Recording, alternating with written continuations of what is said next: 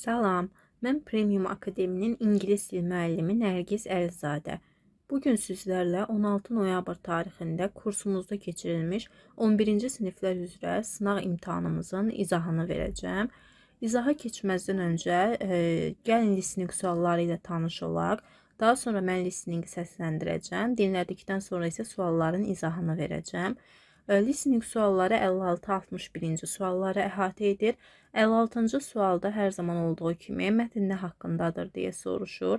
57-ci sualda which statements are true according to the passage, mətnə əsasən düzgün olan cümlələri seçmək tələb olunur. 58-ci sualda cümlənin davamını listening mətninə əsasən tamamlamaq tələb olunur. 59 və 61-ci suallar isə bizim açıq tipli sual nümunələrimizdir və dinlədiyimiz mətnə əsasən suallarda tələb olunan cavablara uyğun şəkildə cavab verməliyik. 59-cu sualda sualın cavabını verməliyik listening mətninə əsasən.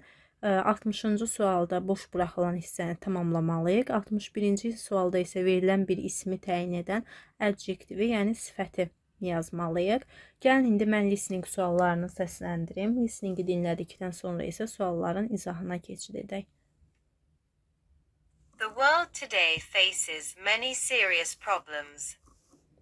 One of the most important is climate change, which makes the earth warmer and causes unusual weather, such as storms, floods, and heat waves.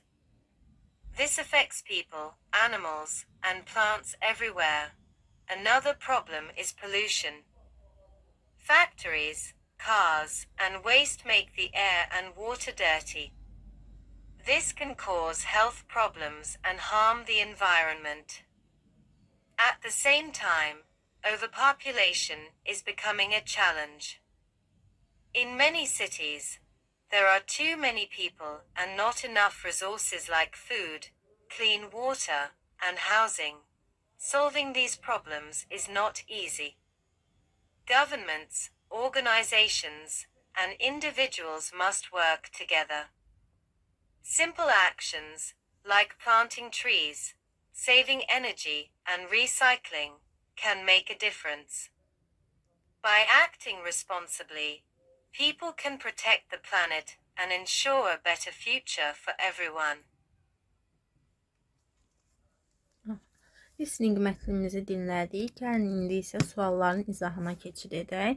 56-cı sual what's the passage mainly about? Mətni adlandırmalıyıq. Yəni mətn nə haqqındadır qeyd etməliyik.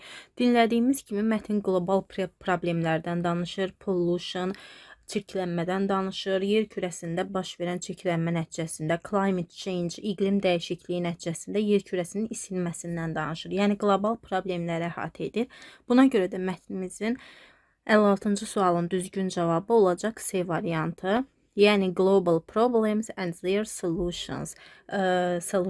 Qlobal problemlər və onların həllindən danışır.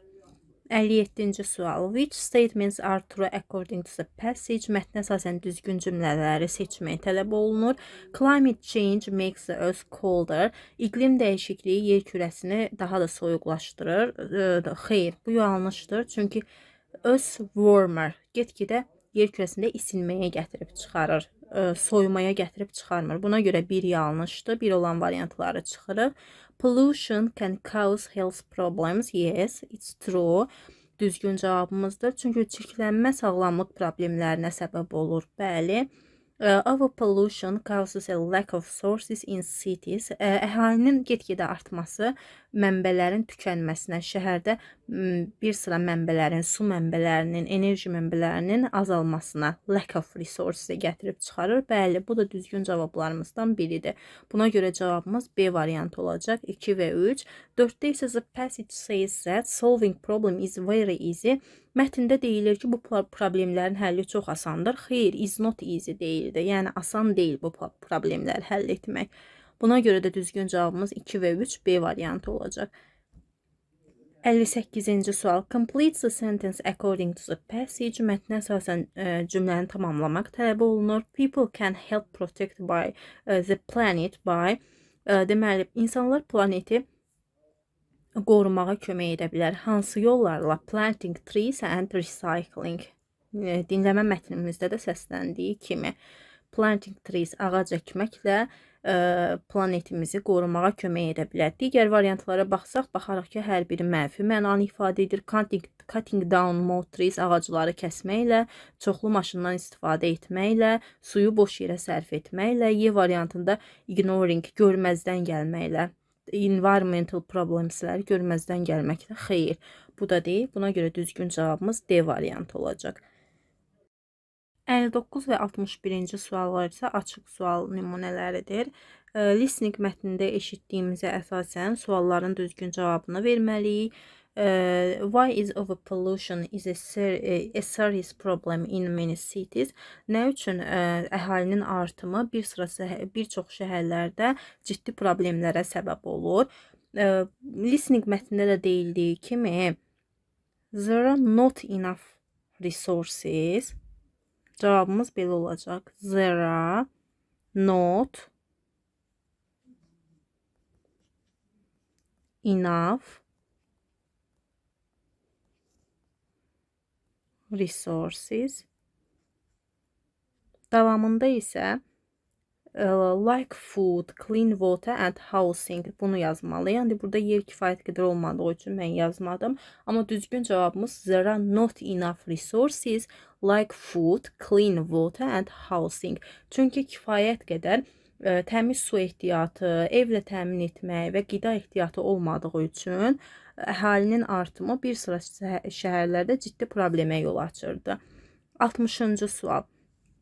Cümlədə verilən boşluğu dinləmə mətninə əsasən tamamlamaq tələb olunur. Burada da düzgün cavabımız simple actions like planting trees,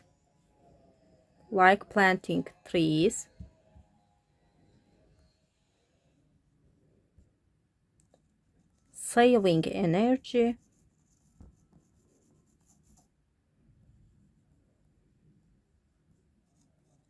and recycling. Düzgün cavabımız belə olacaq.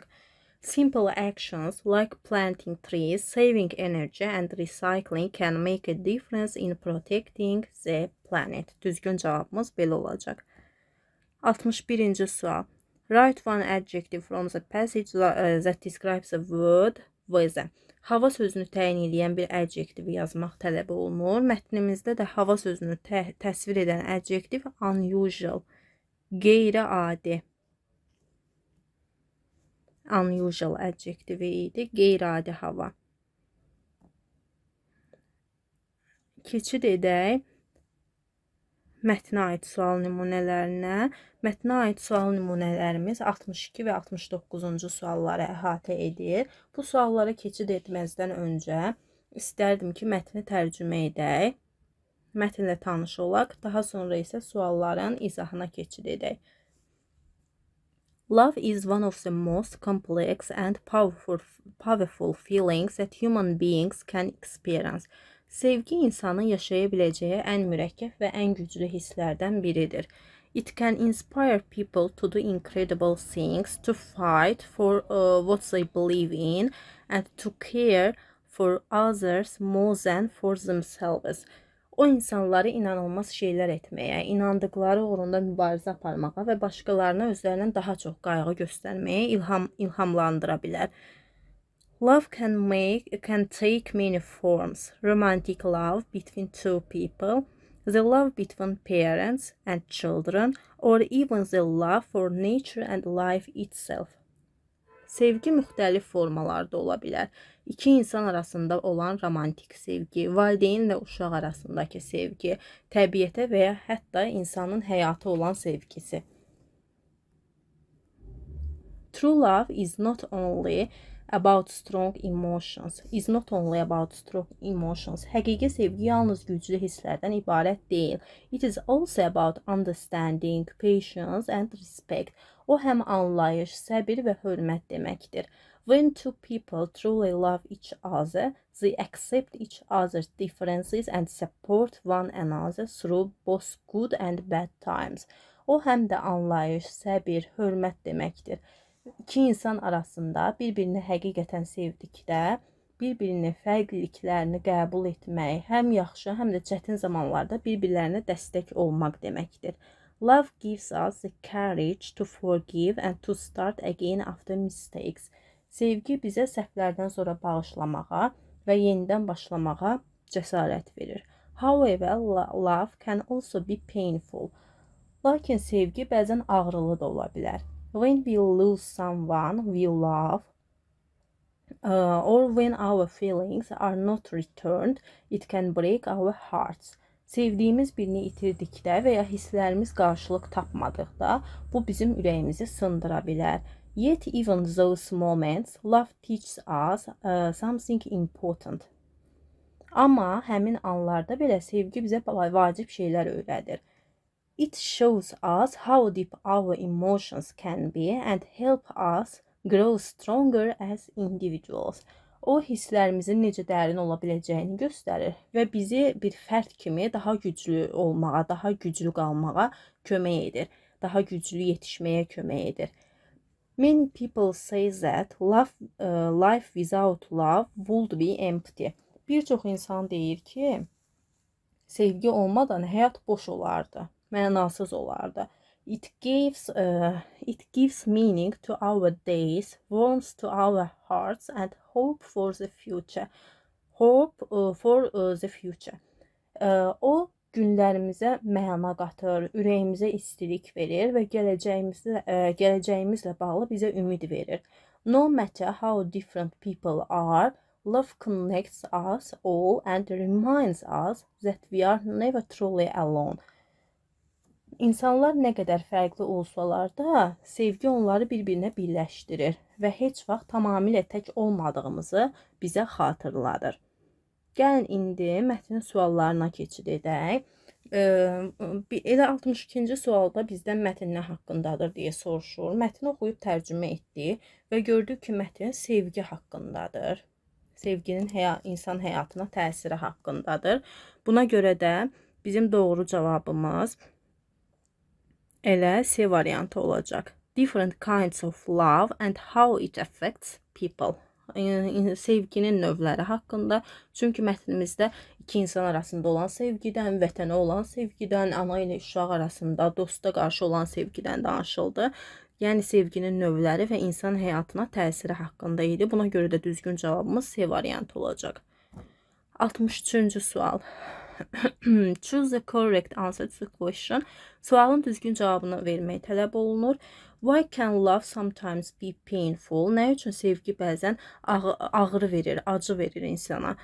Ağrılı, acılı ola bilir. Mətnimizdə də qeyd olunduğu kimi, however, love can also painful. Baxın, bu hissədə qeyd olunub. Nə zaman biz kimisə itirdikdə və yaxud da öz sevgimizə qarşılıq tapmadıqda bizim ürəyimiz sınır, qəlbimiz qırılır və bəzən buna görə də sevgi ağrılı, acılı ola bilir deyirik. Buna görə də 63-cü sualın düzgün cavabı D variantı olacaq. Because we may lose the person we love or our feelings may not be returned. Sevdiyimiz insanı itirdikdə və yaxud da hisslərimizə qarşılıq tapa bilmədikdə sevgi bəzən ağrılı, acılı da ola bilir. Düzgün cavab D variantı olacaq. 64-cü sual. Cümləni doğru şəkildə tamamlamalıyıq. Mətnimizin içinə də baxsaq və tərcüməyə də nəzər yetirsək, görəcəyik ki, true love means həqiqi sevgi nə məna verir? Həqiqi sevgi caring for another person with honesty and patience. Həqiqi sevgi bir insana dürüst və səbirlə yanaşmağı tələb edir. Buna görə də düzgün cavabımız A variantı olacaq. 65-ci sual. Which statements is true according to the passage? Mətnə əsasən düzgün cümləni seçmək tələb olunur.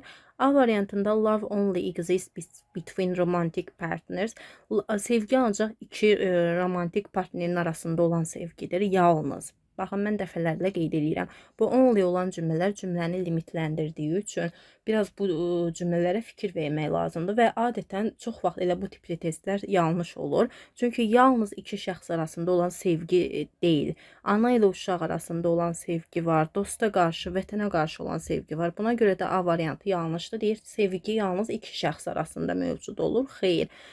A variantı yanlışdır. Mətndə də belə bir şey yox idi. Love helps people become stronger and more understanding. Yes, it's true. Doğru cavabımız elə B variantı olacaq. Sevgi insanlara güclü olmağa və daha da başa düşülə bilən olmağa, qarşındakı insanı başa düşməyə kömək edir. People can live happily without love in their lives. İnsanlar həyatında deyir sevgisiz xoşbəxt yaşaya bilərlər. Xeyr. Mətndə belə bir şey yox idi, yanlışdır. Love always makes people's lives easier. Sevgi hər zaman insanların həyatını asanlaşdırır. Xeyr, bəzən deyir ağırlı, acılı da ola bilər. Necə asanlaşdırır? Y variantında isə love is meaningful only. Yenə görürük ki, only işlənib. When it brings excitement. Sevgi yalnız həyatımıza həyəcan qatanda mənalı olur. Xeyr, bu da yanlışdır. Çünki yenə only işlənib. Yalnız həyatımıza həyəcan qatanda mənalıdır. Xeyr, belə deyil. Düzgün cavab B variantı olacaq. 66 və 69-cu suallar isə açıq tipli sual nümunələridir. 66-cı sualda bizdən bir sözün izahı verilib. 3-cü abzasda işlənmiş bir sözün izahı verilib və həmin izaha əsasən həmin sözü tapmaq tələb olunur. To have something or somebody taken away from you by accident. This. Bir şeyin və yaxud da bir kəsin qəza, ölüm vasitəsilə əlimizdən alınması, bizdən uzaq düşməsi nə deməkdir? 3-cü abzasda işlənən to lose sözünün, itirmək sözünün sinonimidir. Düzgün cavabımız to lose olacaq. İtirmək. 67-ci sualda to help sözünün sinonimini tapmaq tələb olunur abzas 2-də. Abzas 2-də to help sözünün sinonimi to support sözü işlənmişdir. Düzgün cavabımız to support. Kömək, dəstək, kömək etmək, dəstək etmək. Düzgün cavabımız to support sözüdür. 68-ci sual. Suala öz fikirlərinlə ən az 3 cümlə ilə cavab yazmaq tələb olunur. What do you think makes love so important in people's lives? Sevgini insanların həyatında vacib edən nədir? Sən bu haqda nə düşünürsən? Mən həmin sualın cavabını bu tipdə öz sözlərimlə qeyd etmişəm. Siz də 3 cümlə ilə öz sözlərinizlə esse şəklində yazaraq uyğun balınızı ala bilərsiniz. İstədiyiniz tipdə cümlələr yaza bilərsiniz. Çalışın ki, cümlələr çox sadə cümlələr olmasın, bir-biri ilə əlaqəli cümlələr olsun və fikrinizi açıq şəkildə, düzgün şəkildə, qrammatik cəhətdən də düzgün şəkildə ifadə edə biləsiniz. İndi isə 69-cu suala baxaq. 69-cu sualda da cümlənin davamını mətnə əsasən tamamlamaq tələb olunur. Lakin həmin cümlədə 2 sözü dəyişməklə tamamlamalıyıq. Gəlin birinci mətnin içindən həmin cümləni tapaq və həmin cümlədə 2 sözü dəyişməklə cümləni tamamlayaq. Mətnin içində həmin cümləmiz burada qeyd olunub. Love gives us the courage to forgive and to start again after mistakes. Burada 2 sözü, məsələn, the courage sözünü, the strength, güc, qüvvə, cəsarət sözünü the strength. Baxın, the courage, the strength, güc, qüvvə sözü ilə əvəz edə bilərik. Daha sonra to start sözünü to begin sözü ilə əvəz edə bilərik. Başlamaq, to begin. Mistake sözünü isə errors. Səhv sözünü saxlaya da bilərik və yaxud da istəsəniz bu sözlə də əvəz edə bilərsiniz. 2 sözü deyil, hətta 3 sözü dəyişməklə cümləni düzgün şəkildə tamamlaya bilərik. İndi isə keçid edək qrammatik sualların izahına. Qrammatik suallarımız 70-ci sualdan başlayır. 70-ci sualda bizdən düzgün yiyəlik halı seçmək tələb olunur. Gəlin cümlələrimizə baxaq. The companies changed its working methods. Apostrof S-dən sonra işlənən sözümüz changed feildir. Yəni buradakı qeyd olunmuş apostrof S has'in qısaldılmış formasıdır. Yəni bizim buradakı ifadəmiz has changed ifadəsidir. Has'in qısaldılmış formasıdır. Buna görə bu düzgün yiyəlik hal deyil. Birləri variantlarımızdan çıxırıq. İkinci cümlə the writer's last published novel is popular nowadays. Bəli, apostrof s-dən sonra sifət işlənsə də last sonuncu, published çap olunmuş. Daha sonra ismimiz gəlib novel. Bu düzgün cavabdır. Yazıçının sonuncu çap olunmuş əsəri. Yəli haldır. Üçüncü Andrey's kindness. Andreyin xeyirxahlığı. Burada da isim işlənib. Apostrof s-dən sonra 2 və 3 düzgün cavabımızdır. 4-ə baxaq. The girls has just sent. Yenə burada da apostrof s has'in qısalmasıdır. Jack's going to play. To be going to ifadəsi, yəni izin qısaldılmışıdır 5-də də. Buna görə 4 və 5-ləri də çıxsaq, düzgün cavabımız A variantı olacaq. 2 və 3. 71-ci sual. 71-ci sual quantifiers, kəmiyyət bildirən sözlərlə əlaqəli bir sual nümunəsidir. Nöqtələrdən sonraya baxırıq ki, bizim nöqtələrdən sonra işlənən ismimiz sugar sayıla bilməyən tək isimdir. Buna görə F-unu çıxırıq, çünki sayılan cəm isimlə işlənir. Many-ni çıxırıq. A lot isə ümumiyyətlə ismi deyil, feili təyin edir, yəni zərfdir. Buna görə 2, 5 və 6-ları çıxırıq. Only a little ifadəsi isə yanlışdır. Çünki bu ifadə only a little formasında olmalıdır. Buna görə də düzgün cavabımız 1 və 4 Y variantı olacaq. 72-ci sual artikel mövzusu ilə bağlıdır. Biz bilirik ki, tarixi tikililərlə Z artiklı işlənir. Buna görə The Eiffel Tower birinci hissədə Z, ikinci hissədə biz bilirik ki, mostdan sonra əgər sifət işlənibsə, deməli bu zaman Z artiklı işlənəcək. Lakin mostdan sonra isim gəlibsə, bu quantifiers, kəmiyyət bildirən söz olur və Z artiklı işlənmir. Burada popular sifət gəldiyi üçün the most popular formasında sifətin üstünlük dərəcəsində işlədirik. Z, digər tərəfdə isə Paris şəhərinin adı olduğu üçün boşluq.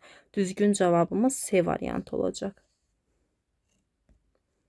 73-cü sual.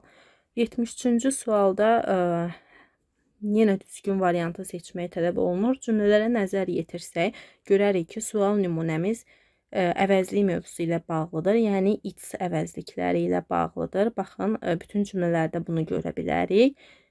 Nəzər yetiririk ki, düzgün forma hansı formada olmalıdır? It,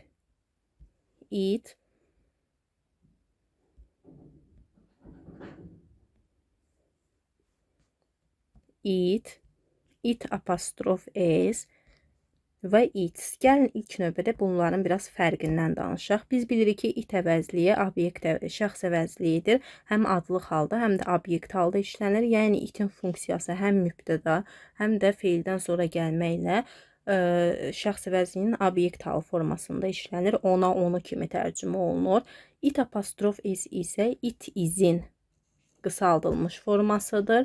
Yəni cümlə başında gələrək it mübtəda, iz isə özündən sonra xəbər kimi çıxış edir və özündən sonra, it izdən sonra adətən n artikelları işlənir. It apostrof s-dən sonra n, z artikelları, daha sonra yəli əvəzlikləri gələ bilər. Its isə, bitişi yazılan its isə yəli əvəzliyinin isimli formasıdır və hər zaman özündən sonra isim tələb edir. Gəlin indi isə buna uyğun şəkildə testimizə baxaq. 73-cü testdə birinci cümləyə baxsaq, görərik ki, the tourists are interested in Baku and it is deyil, its history. Onun tarixi ilə maraqlanır. Yəni, bitişik formada olmalıydı. Bir yanlışdır. İkinci cümlədə it is my father's birthday on April. Doğrudur. It cümlənin mübtədası, is isə ondan sonra gələn xəbər. Yəni, it isin qısa forması düzgündür. Üçüncü cümlədə it's windows. Bəli, qeyd etdiyimiz kimi it's yəli əvəzliyidir və özündən sonra isim gəlməlidir. Burada da ismimiz gəlib. Buna görə üçüncü cümləmiz də doğrudur. 2 və 3 doğrudur. Gəlin birləri çıxaq. Birlər yanlış idi. 2, 3 doğrudur. Dördüncü cümlədə The room is comfortable but its door, yenə onun qapısı deyildiyi üçün bitişik yazılan itsdən istifadə etməliydik. Yəni it is olmaz. 4-ü də çıxırıq. Düzgün cavabımız 2, 3, 5 olacaq. 5-ci cümlədə cümlənin əvvəlində işlənib, özündən sonra article gəlib. It is a secret. Doğrudur. 2, 3 və 5. Düzgün cavabımız D variantı olacaq. 74-cü sualla davam edirik. 74-cü sualda yenə əvəzlik mövzusu ilə bağlı bir sual nümunəsidir. Baxırıq ki, nöqtələrdən sonra cəm isim dayanıb, cəm isim gəlib və biz bilirik ki, everydən sonra sayılan tək, içdən sonra sayılan tək isim gəlir. Buna görə B və D variantlarını çıxarıq. İkinci tərəfdə isə baxırıq ki, nöqtələrdən sonra birbaşa xəbər gəlib, isim işlənməyib və biz bilirik ki, every özündən sonra mütləq isim tələb edir. Yəni, birbaşa özü mübtəda funksiyasında çıxış edə bilmir.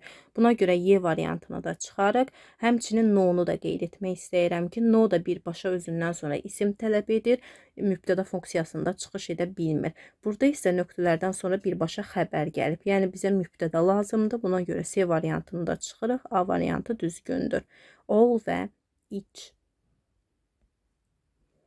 75-ci sual əvəzlik mövzusu ilə bağlıdır. Baxırıq ki, cümlə başında bizdə hardly işlənib. Hər zaman qeyd etdiyim kimi, hardly təsdiq cümlədə işlənir, lakin cümlənin mənasını mənfiyə çevirir, yəni inkarlıq bildirir. İnkarlıq bildirdiyi üçün, ingilis dilində də bir inkar, cümlədə 2 inkar işlənə bilmədiyi üçün A variantını çıxarıq. Nobody, no və no-nun türəmələri artıq ikinci bir inkar hesab olunur hardly olan cümlədə. Buna görə bunları işlədə bilmərik. Nobody, no one bunları çıxırıq. Some və some'un türəmələri isə təsdiq cümlədə işlənir, inkar cümlədə işlənmir. Buna görə C-ni də çıxırıq. Qalırıq B və Y variantları arasında və nöqtələrdən sonraya baxsaq, görərik ki, nöqtələrdən sonra isim gəlməyib. Birbaşa fe'l. 76-cı sualla davam edirik. 76-cı sualda baxırıq ki, nöqtələrdən sonra əz görürük. Əzin bir hissəsi burada verilibsə, biz artıq variantlarda əzin digər hissəsini axtarırıq. Yəni, əz ifadəsini düzgün şəkildə verməliyik və bilirik ki, əz ifadəsinin ortasında sifətin adi dərəcəsi işlənir. Buna görə D variantını çıxarıq. As stronger as yanlışdır. Əzin ortasında adi dərəcə verməliyik. Burada isə müqayisə dərəcəsi verilib. So strong as forması inkarda istifadə olunur. Buna görə A variantını da çıxırıq. C variantını da çıxırıq həmçinin. Və ikinci tərəfə baxsaq, burada zən görərik. Zən isə bizə müqayisə dərəcəsini seçməyi tələb edir. Müqayisə dərəcəsini seçməyi tələb edir və baxsaq, düzgün müqayisə dərəcəsi B və Y variantlarına nəzər yetiririk ki, hər iki tərəfdə də müqayisə dərəcəsi verilib. Lakin üçüncü boşluğa diqqət yetirsək, in our class bizim sinifimizdə ən zəif və yaxud da ən güclü, yəni üstünlük dərəcəsini seçmək tələb olunur. Y variantında isə weakest sözünün Z-si olmadığı üçün yeni də çıxırıq. Düzgün cavabımız B variantı olacaq. The weakest, bilirik ki, sifətin üstünlük dərəcəsində hər zaman Z artiklından istifadə olunur. Buna görə də B variantımız düzgündür. Davam edək 77-ci sualla. 77-ci sual sifət və zərfə aid sual nümunəsidir. Baxırıq ki, biz ümumiyyətlə gəlin ilk növbədə burada feilimizə diqqət yetirək, test feili. Test feili bilirik ki, həm özündən sonra sifət, həm də zərf tələb edə bilər. Əgər bizim cümləmizin mübtədası canlıdırsa və test orada hərəkəti ifadə edirsə, məsələn, mən yeməyi daddım, burada bir hərəkət varsa, bu zaman zərf istifadə edəcəyik. Lakin yemək dadır deyiriksə, burada bir hərəkət yoxdur. His qavrayış tipli feil kimi istifadə olunubsa, bu zaman burada istifadə edəcəyimiz sifət olacaq. Və birinci cümləyə baxsaq görərik ki, the cook tasted the meal. Aşpaz yeməyi ehtiyatla daddı. Buna görə bizdən nə tələb olunur? Düzgün şəkildə adverb qoymalıyıq bura. Birinci tərəfdə adverb, ikinci cümlədə isə the meal tasted, yemək dadır. İkinci cümlədə isə adjektiv yazacağıq. Mən bunu asan şəkildə hər zaman qeyd edirəm ki, cümlənin mübtədasına diqqət yetirin. Əgər cümlənin mübtədası canlıdırsa, orada mütləq ki bir hərəkət olacaq və adverb yazmaq tələb olunur.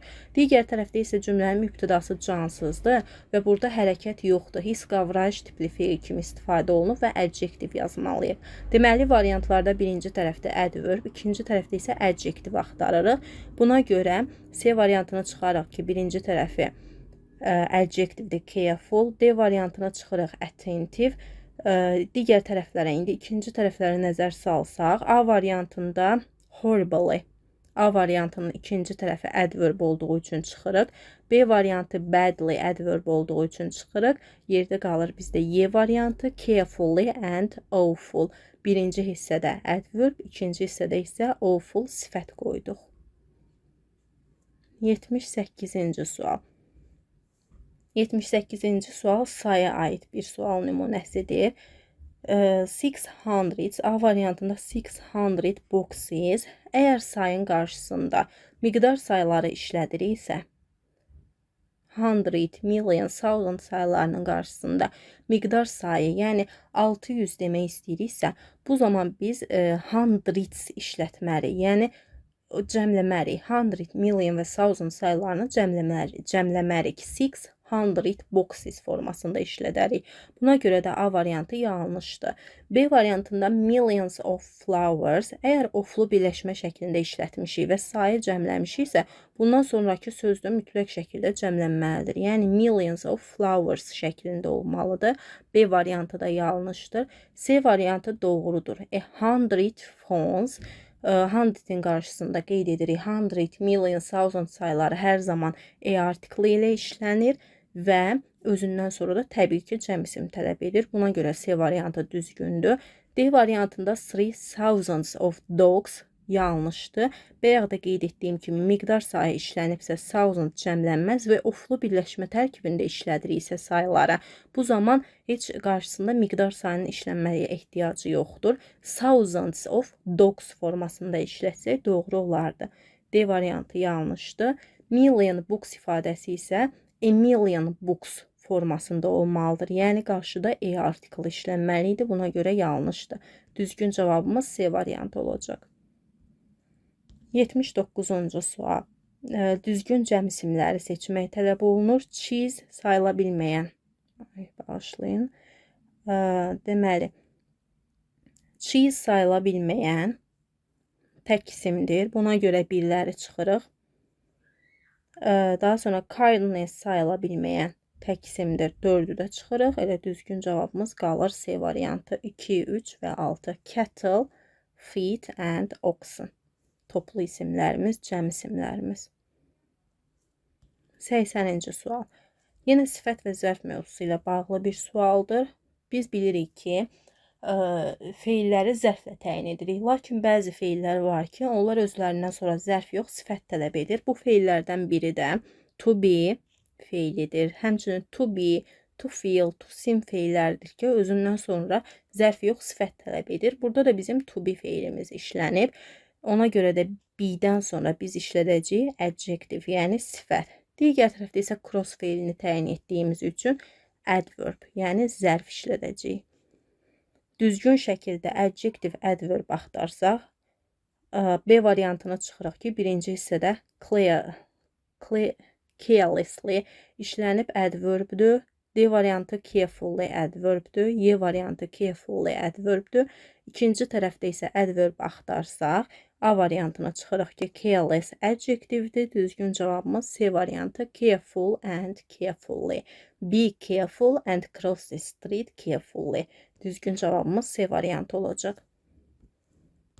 81-ci sual. 81-ci sualda yenə sifətin dərəcələrinə aid bir test nümunəsidir. Baxırıq ki, nöqtələrdən sonra heç bir dərəcə göstəricisi görmürüksə, biz testləri işləyərkən variantlara və nöqtələrdən sonraya fikir verməliyik. Nöqtələrdən sonra sayılan tək isim gəlib.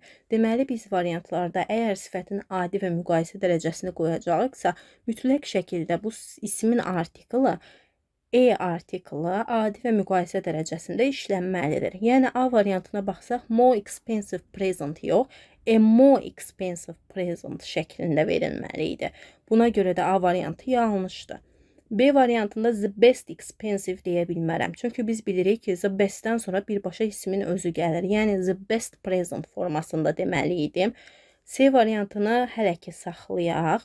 D variantında the most expensive elder, bunu da saxlayaq. Y variantında isə an expensive, the youngest. Bu üç variant arasında qalırıq və artıq digər tərəfə, digər nöqtələrdən sonraya baxırıq ki, ikinci tərəfdə nöqtələrdən əvvəl bizdə yiyəli əvəzliyi durub his. Əgər nöqtələrdən əvvəl nöqtələrin qarşısında yiyəli əvəzliyi işlənibsə, biz sifətin üstünlüyü dərəcəsindən istifadə edərkən Z artiklını işlətməyə ehtiyac yoxdur. Bir növ yiyəli əvəzliyi Z artiklını orada əvəz edir. Həm də biz bilirik ki, yiyəli əvəzliyi ilə ismin ortasında heç bir artikl işlənməz. Yəni mən his eldest sister və yaxud da his youngest sister formasında işlətməliyəm. Buna görə C və Y variantlarında çıxsaq, düzgün cavabımız D variantı olacaq. He gave the most expensive present to his elder sister on her birthday. 82-ci sual. 82-ci sualda düzgün sinonim cütlüyünü seçmək tələb olunur. Birə baxsaq, bir də intelligent, wise düzgündür, ağıllı, müdrik. 2-də polite, rude, nəzakətli, kobud, antonim cütlüyüdür. 3-də strange, unusual düzgündür, qeyri-adi, qəribə. 4-də empty, full, dolu, boş, antonim cütlüyüdür. 5-də well-known, famous, hər ikisi məşhur deməkdir, sinonimdirlər. 6-da isə wealthy, poor, antonim cütlüyüdür, zəngin, kasıb. Buna görə düzgün cavabımız 1, 3 və 5 A variantı olacaq. 83-cü sual. 83-cü sualda verilmiş sözləri, definitionları, yəni izahları ilə match eləmək, uyğunlaşdırmaq tələb olunur. Sözlərə baxaq. Invention, ixtira, environment, ətraf mühit, confidence isə özünə inam, özgüvən deməkdir. Invention-a izahı bizdə B-də verilib, yəni 1-də B olacaq. A new idea or device that someone creates. Environment-i izah edən adı. The natural world around us, including air, water and land. Confidence-i izah edən isə C. A feeling that you can trust yourself or others. B, A, C. Düzgün cavabımız C variantı olacaq. 84-cü sual. 84-cü sualda nöqtələrin yerinə kontekstə uyğun şəkildə tələb olunan sözü yazmaq tələb olunur.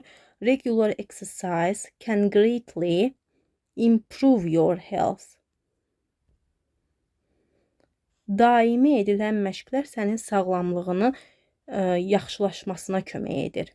Improve your health olacaq. A variantında daimi edilən məşqlər sənin sağlamlığına zərər vurur, prevent qarşısını alır, reduce pis təsir edir, azaldır sənin sağlamlığına olan təsiri, limit də həmçinin azaldır, limitləşdirir deməkdir. Yəni kontekstə uyğun olmadığı üçün yanlışdır. Düzgün cavabımız B variantı olacaq.